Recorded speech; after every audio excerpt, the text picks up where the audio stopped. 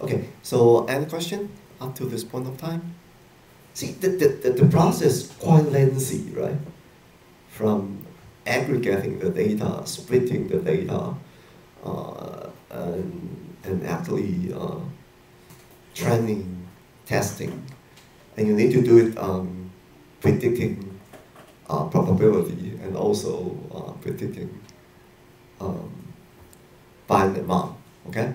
And after you evaluate the accuracy of your model, you actually use the model to do prediction. But the trouble is, when you do the prediction on the future, you do not know its accuracy at the time that you do the prediction, right? The reason that we can assess, the reason that we can evaluate the accuracy of the model is because that we are using the historical data, right? Okay? See? But when you actually use the latest data to predict the future, you no longer know the accuracy until the future date, right? Until the end of March, you can do the review again, right? And sometimes but usually we will have some reason to believe. We will have some labels of confidence.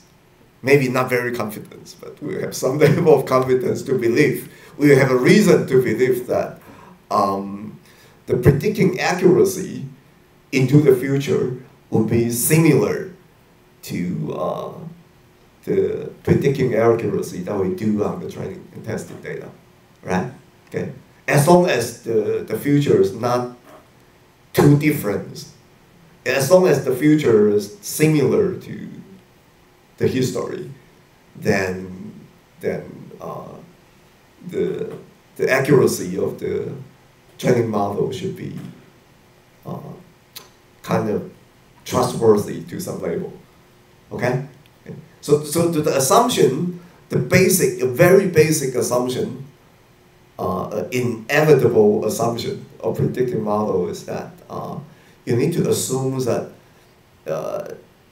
what happened in the history what happened in the future will be similar to what happened in the history. Otherwise, the predicting probability, the predicting model is not useful at all, right? Okay, so this is the kind of like a caveat when you are using the predictive model. So if you have a shock in the market, right, it's kind of like very severe pandemic that hitting the country, something like that, then the predictive model loses its power. But most of the time it works, right? It works because most of the time the near future is like will be similar to the near history, right? That's the point. Okay? Okay. Now,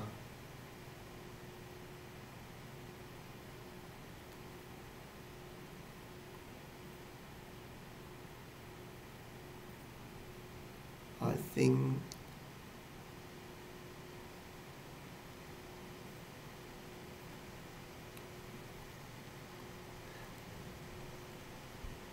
there's one more thing that I want to.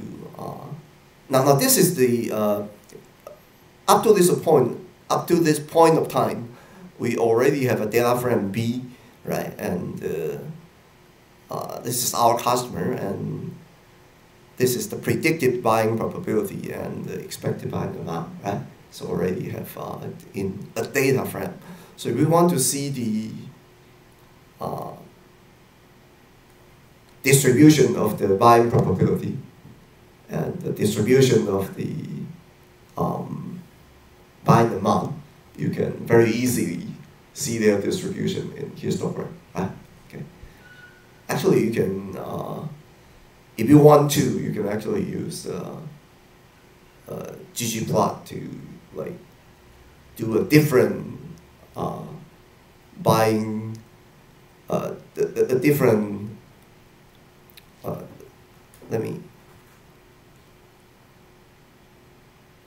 See, if you are interested in, this is for the entire population, right? This is the distribution of the entire population. If you want to see the distribution for each of the population, each of the subpopulation, then it's easy to do that, right? You can do it from B, and say you want to use GG, then X is equal to buying probability, right? You want to do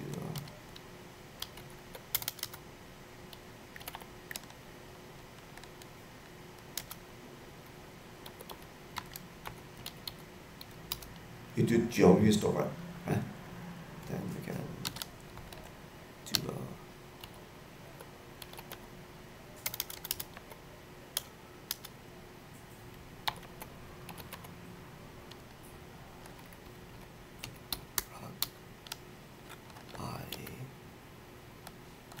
for example, by H, see?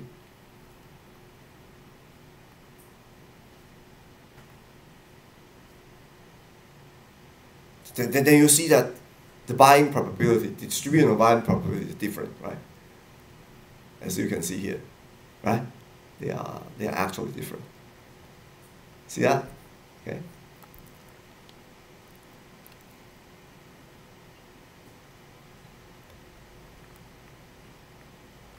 Now, so this is basically the way that we do predicting modeling, right? And besides predicting the future, sometimes we want to calculate the value of a customer. I mean, if you know how much probability a customer will buy from you, then you actually can use some managerial accounting technique to kind of like evaluate the value of a customer to your company, right? And that is usually, we call it by CLV, the customer lifetime value, okay? That's marketing terminology, okay? So given retention probability and expected buying amount, we can actually estimate the CLV via discounting cash flow, okay? And this is actually the mathematics, okay? G is actually the company's average operational margin, okay? It's operational margin. And this, the MI is the expected buying amount of the customer I, okay? And RI is the retention probability of customer I. So MI and RI come from the model, okay? It comes from the model. And G is actually come from your accounting department, right? Your accounting department should know your operational margin, right? And then D is actually your cost of capital. When you borrow money from the bank, right? You need to pay interest, right? Okay. So and T is actually the period. Okay. What we mean by discounting cash flow is, have you ever learned managerial accounting? Some of you have already learned that, right? So the $100 next year is not the same as $100 today, right? The cash flow in the future need to be discounted by your cost of capital, right? So you can know the net present value of this cash flow, right? So if we like multiply the buying probability and retention probability, we know the cash flow in the future, right? So, and we multiply it by your margin, that is the profit in the future, right? We discount the profit in the future by your cost of capital, then you can calculate the net present value of each of the customer, the VI for customer I, right? That's the way we calculate the CLV. Okay. So, but actually, there are a lot of ways to calculate CLV. This is just one of the simplest way to do that, right? In some company, they have a very, very complicated way to calculate CLV. For retail purpose, usually this is the simplest way that we estimate the value of a customer to our company, right? So assuming that the operational margin is 0.3, this is quite common in the retail industry, okay? And then if we are talking about the number of period, right? We need to set the period. So far, because one period is just 1 month, right? In our data set, we only have 4 months of data, right? So the one period is just 1 month, okay? So if I set period as 3 years, then I have 36 period, okay? And then this is the interest rate, okay? Because now we are talking about a period is a month. So this is actually the monthly interest. It's just 1%, okay? If your period is a quarter, then this has to be the interest for a quarter. If your period is a year, then this should be a interest rate for the annual. And so if you have these three things, usually these three things will come from your accounting department, right? Your accounting department should know this, right? And then, given that, and given the IV and BUY column in our data, then we actually can calculate we actually can create a new column called CLV on the B data frame. Remember that B data frame is right now our customer data frame, right? So every one of our customers actually within that data frame. So for every data frame, we can calculate the CLV, and then we can summarize the CLV and see the distribution of the CLV. Okay? So what is the purpose to calculate CLV? Well, actually,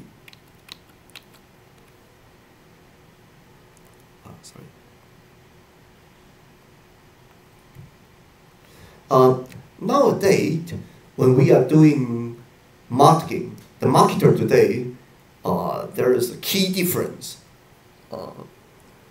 of modern marketing in compared to the historical kind of old age marketing. Right?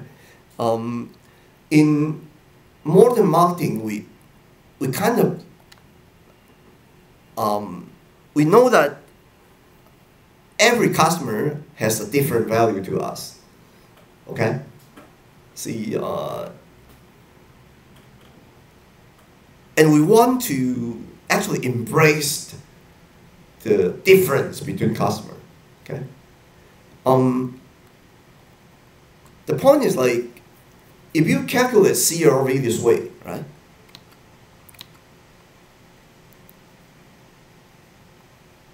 Now in data frame B, after I do this, I actually have a column called CLV, right? So for each customer has a value, and each customer, for each customer, the value are different. You see that? Professor, what is the unit of the value? Sorry? What is the unit of CLV? Well, the unit of CLV is the same unit as IV, right? Okay, if it's like Taiwan dollar, then it's Taiwan dollar. If it was US dollar, it's US dollar. Okay? Any more question? Okay, so you can see that when I calculate the CRV, every customer are different, okay? And these are their distribution, okay? It could be as high as like 10,000, and the average is something like here, right? And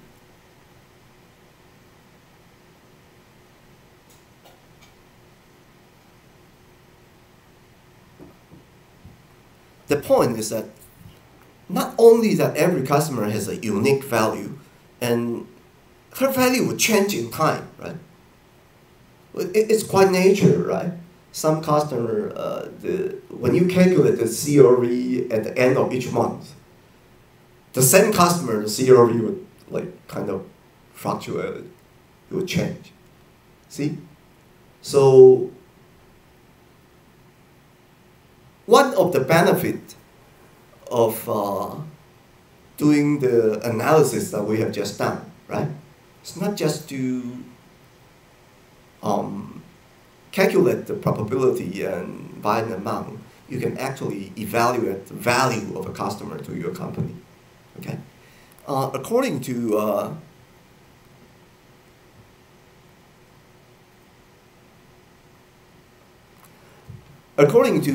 research, in the B2C industry, I mean, kind of like retail, right? As long as you are selling product to customer directly. For all of this B2C industry, actually, only about 15% of your customers are positively profitable to you. Okay? See, because that, as you can see that this is curve, is what we call whale curve, because it looked like a whale, right? It's like a whale. It means that if you align all of your customers from the most profitable to the least profitable, okay? You align your customer this way. You will, and this line is actually the cumulative profit of the customer generated, okay? So as you can see that only about maybe less than 1/4, right? Less than 25% of the customer are significantly generate positive profit to you, okay? Actually, most of the customers, they are just break even, okay? And some customer actually will draw down your, will make you lose money, right? Okay? So nowadays, the company know that not every customer is good customer. Okay? So it's no longer that customer is always right, customer is always good. That time already has gone. Okay? With the business analytic capability, we can actually calculate the value of every customer. Okay? As long as we can keep know the value of our customer, we actually the objective of management, the objective of marketing, would becomes to kind of like to establish and to maintain the ideal customer portfolio, right? Okay, you want your customer base to be in this position, okay? And in order to do that, you need to do three things, okay? First of all, you need to selective acquisition, which means that when you acquire new customer, it's not that everyone is good, okay? Some customers are bad. You want to avoid that. You want to avoid acquiring this type of customer into your company, right? But how do you know? Okay?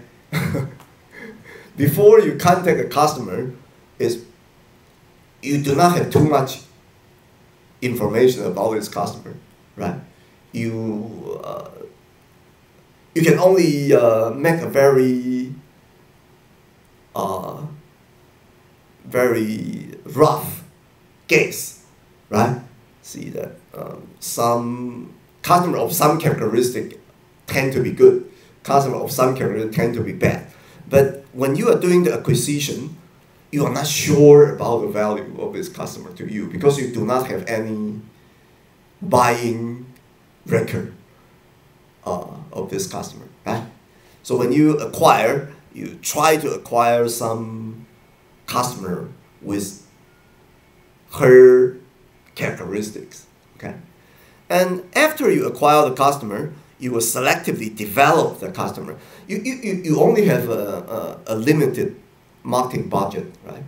You want to spend your marketing budget on the customer with the potential to develop into your good customer, right? It has the potential to come to this size of the bell curve, right? So you need to select. When you have a marketing campaign, when you want to spend your marketing budget, you want to make sure that this budget come to the right people, right? Okay, and there's also a very important things in marketing today is try to retain your high value customer, okay? As we can see here, we can see the CRV of customer, right? And if some customer has a very high CRV to you, right? And that customer is actually is exactly the customer that your competitor want to like churn from you. See, right? This high value customer, every one of your competitor will try to churn from you, right? So you always need to reserve some of your marketing budget, right? Try to retain your important customer, isn't it? Right? So in order to have a good customer base, you need to selectively acquire, selectively develop, selectively retain your customer. But how to do selection? It would actually, it's exactly the reason that we need to calculate the COV, right? If you do not have the COV, you don't know how to selectively acquire, develop, and retain your customer. And you cannot do a specific marketing. You can only do a general marketing. Nowadays, we have some very powerful marketing tool that can help you do a one-to-one marketing, right? For example, like you actually can use short message to send different message to different customer, right? And if the customer subscribe to your like YouTube channel or like IG social media, then you can actually communicate with them, right? If a customer use your mobile app, right? If they download and install your mobile app, you can actually send a coupon of different value to different people, right? Well, actually, if you have you ever received the marketing newsletter from the online traveling agency such as like Booking.com, Hotel.com? Have you ever received some promotion saying that that you are our customer and now I have a ticket and this offer is only for you, right? Okay, that type of like kind of like personal promotion, okay, is now possible, and it can be automatically executed as long as you can like do the prediction like this, right? After you can do this prediction, you can write another program to generate the personalized email, personalized short message, and you can send message to via your mobile app to address each different individual customer differently, right? Okay, so, and by doing that, you actually can increase your increase the cost effectiveness of your marketing to a large degree. Okay, it's good. As you can see that in average, if I do not make the model, I can only have the accuracy of prediction for about like 53%, right? If I have the model, I can increase the accuracy to 70%, right? If I do not have the numeric model, then I cannot explain, I can only use the average to estimate the buying amount of every one of our customers, right? I can only use the average, okay? But now I have the model, so I can explain about 30% of the variance of the buying amount. See that, right? With this model would improve our accuracy of our prediction, and with some more, so giving us the capability to design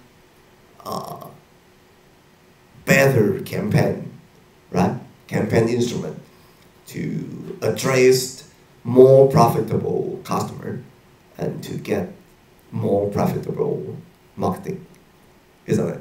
Right? And that is basically the logic of business analytics today. Let's get it? Okay? So today we actually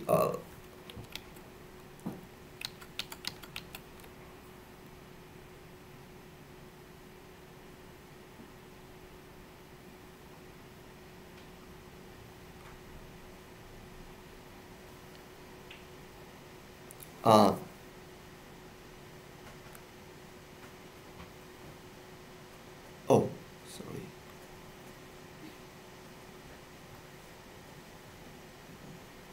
Should be this one.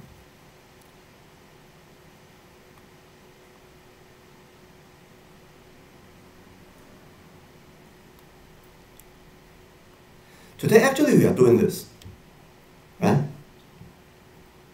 We make model to predict probability revenue, and we calculate the lifetime value, okay?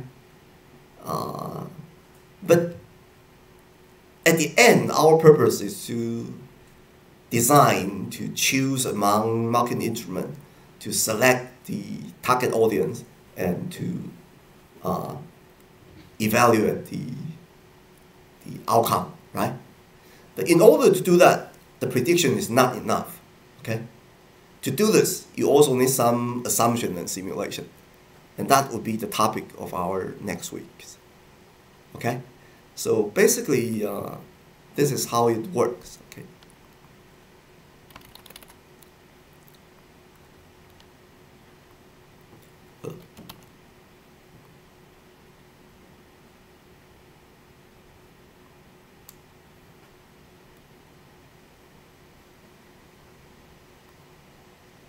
See, today we are doing modeling and prediction, right?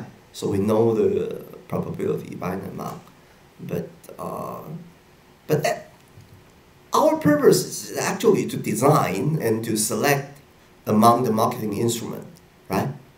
See, but in order to design and select instrument and select the customer, we need to do some simulation, and in order to do that, we need some assumptions.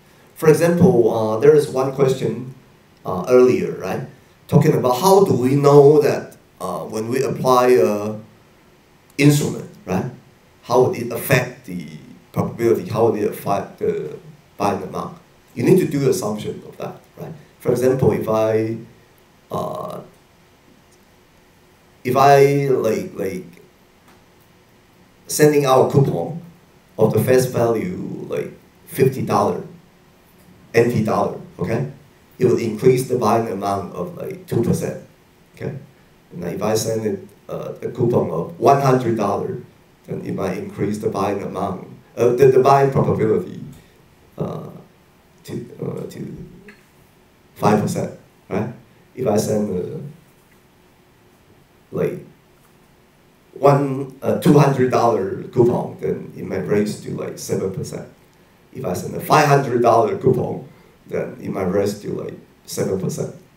See, you need to do some assumption like that before you can simulate the market and estimate the expected return of each of this marketing tool on each of your customer.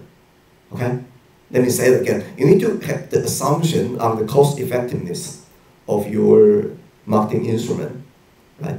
Before you can estimate the expected return when you apply that instrument to each of your customers, right? That will be different, right? Okay. So as long as you can do that, you can actually will teach you how to do the assumption, how to do the simulation, and how to evaluate the expected outcome, right? As long as you can do that, you know, first of all, how to design your instrument. For example, if you want to send coupon, how much money should I send, right? That's the first thing, is design your instrument. Second thing is to choose among the instrument. If you have several marketing instrument, right? Which instrument should I use, right? Okay, it's the second thing. The third thing is to select your customer, right? Okay, you have that instrument. You don't really want to apply that instrument to every one of your customers. Okay, next week you will see that. Okay, so if you can selectively apply this instrument, then who should you apply? Okay, so when you apply that instrument to a target audience, what is the expected outcome? This is all we can do by marketing simulation, and we will do that next week. Okay? Question?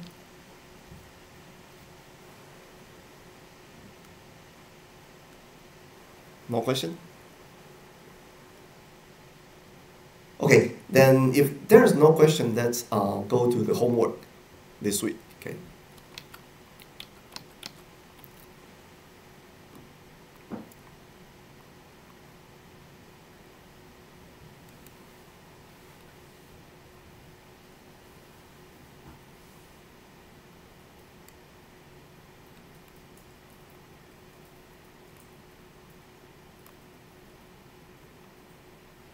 Here.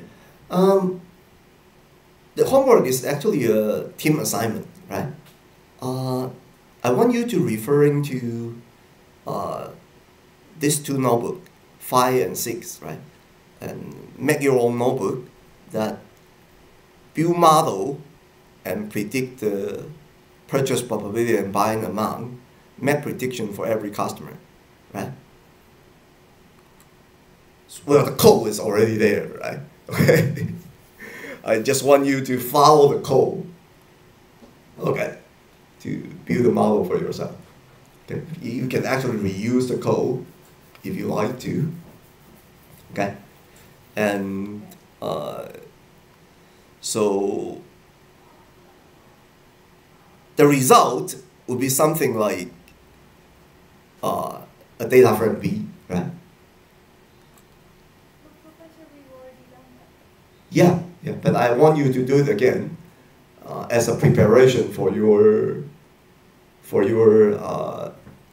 final presentation. Professor, if this is already done, then in the final presentation, we will use the instruments, marketing instruments. Yeah. I want you to design different marketing instruments, do different assumptions. Professor, But model-wise, I think you can reuse the model here. but Professor, how will we, where to find the marketing instrument? How to, That's what we want to cover the next next week. Yeah. So, Okay. For this week, I want you to do the prediction model and do the prediction. Okay. And as you say, it's already there. The code is already there. I just want you to follow the process and do it again by yourself to build your own model that do the prediction like what we have done in B. Okay.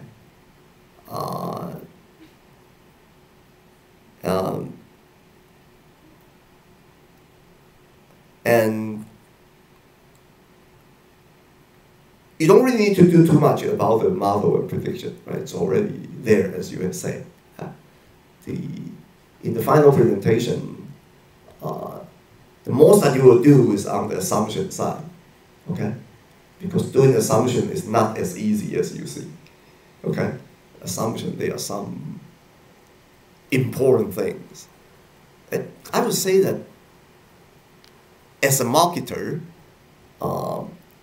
doing assumption is more difficult and more important than doing prediction, okay? So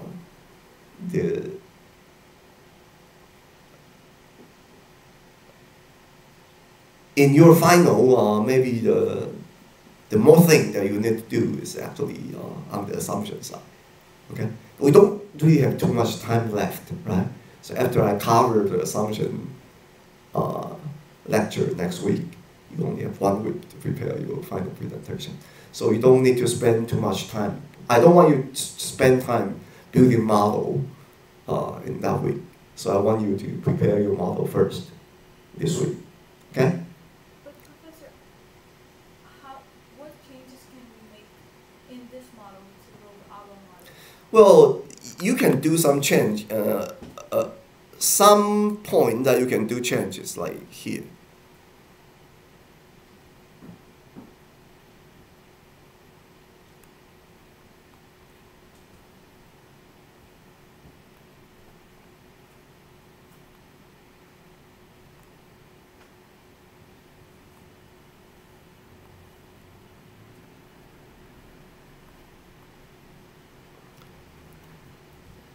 See, when we do this, when we do the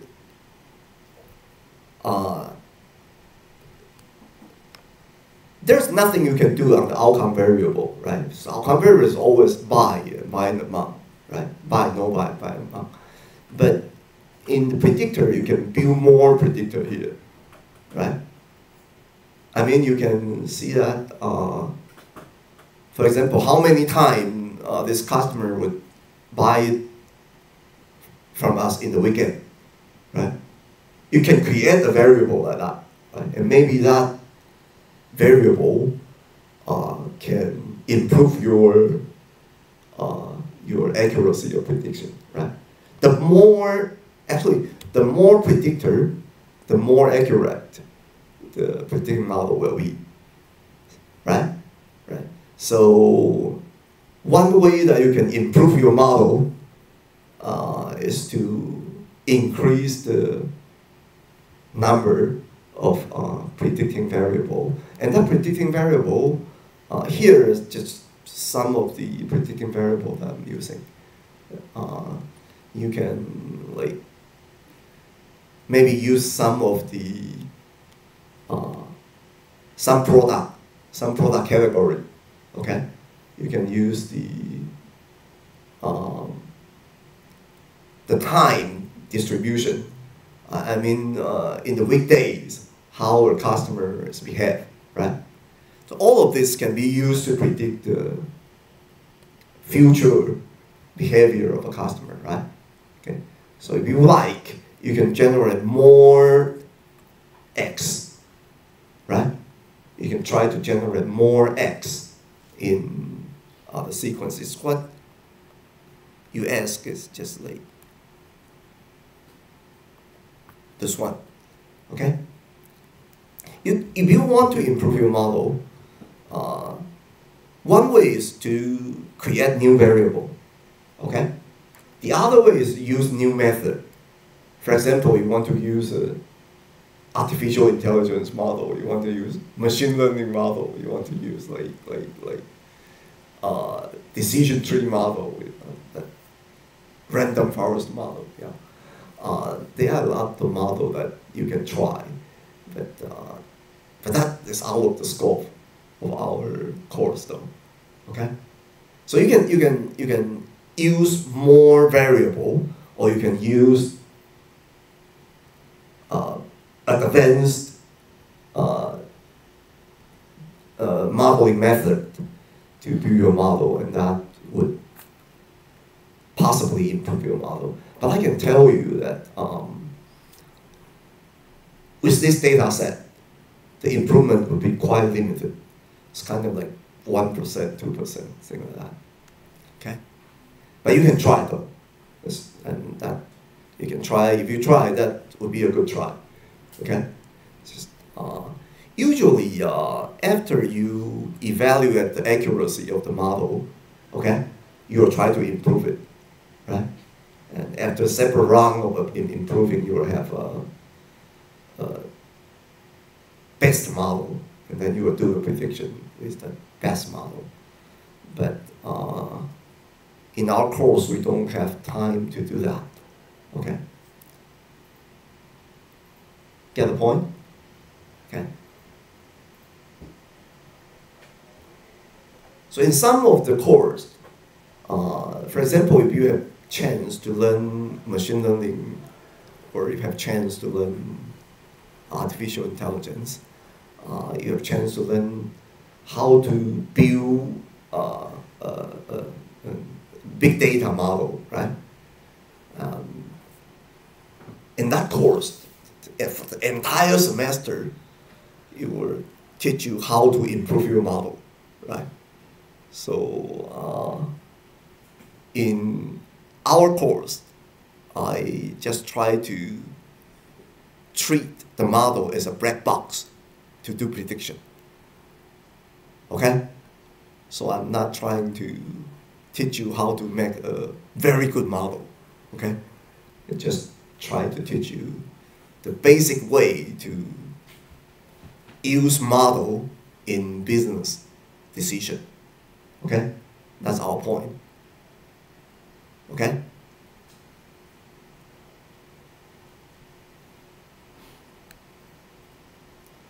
Okay, any more question?